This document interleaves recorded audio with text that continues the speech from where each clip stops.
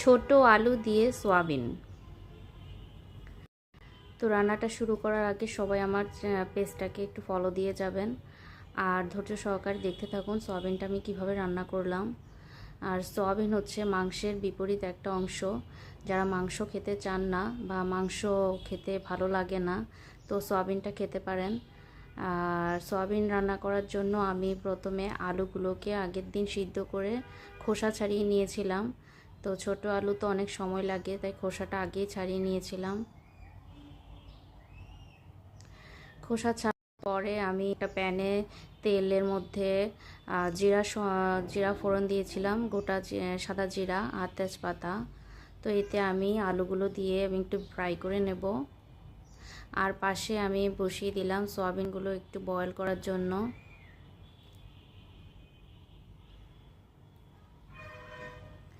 তো আমি একটু হলুদ আর লবণ দিয়ে আমি আলুগুলোকে একটু ভালো করে ফ্রাই করে নেব।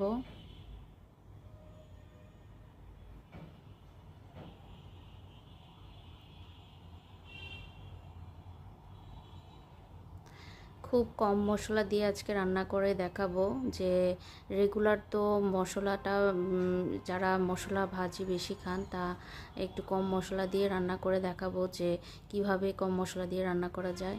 তারপর আমি সয়াবিনটাকে জল ঝরিয়ে সয়াবিনটাকে একটু ফ্রাই করে নেব।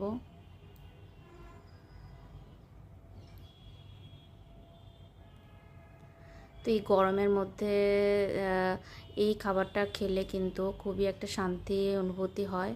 তো সবাই কিন্তু খেয়ে খুবই মজা পেয়েছে এই এই তরকারিটা খেয়ে।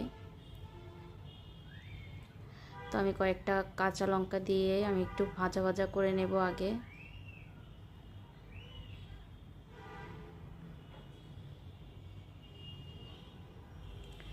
তো চেষ্টা করবেন একটু লাল লাল করে ফ্রাই করার জন্য। তারপর আমি ওই প্যানের মধ্যে একটু তেল দিয়ে এখানে কি কি মশলা দিয়েছি একটু পরে বলছি। এখানে হচ্ছে জিরা, হলুদ গুঁড়ো, মরিচের গুঁড়ো, লবণ, সব উপকরণ দিয়ে আমি একটু মিক্সড করে নিয়েছিলাম।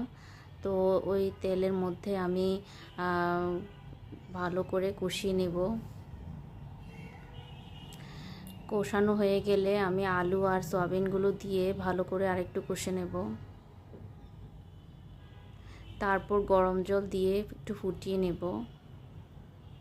তো আমি যেহেতু একটু ঝোল ঝোল রাখবো, তাই আমি একটু ভালো করে ঝোলটা দেওয়ার চেষ্টা করেছিলাম।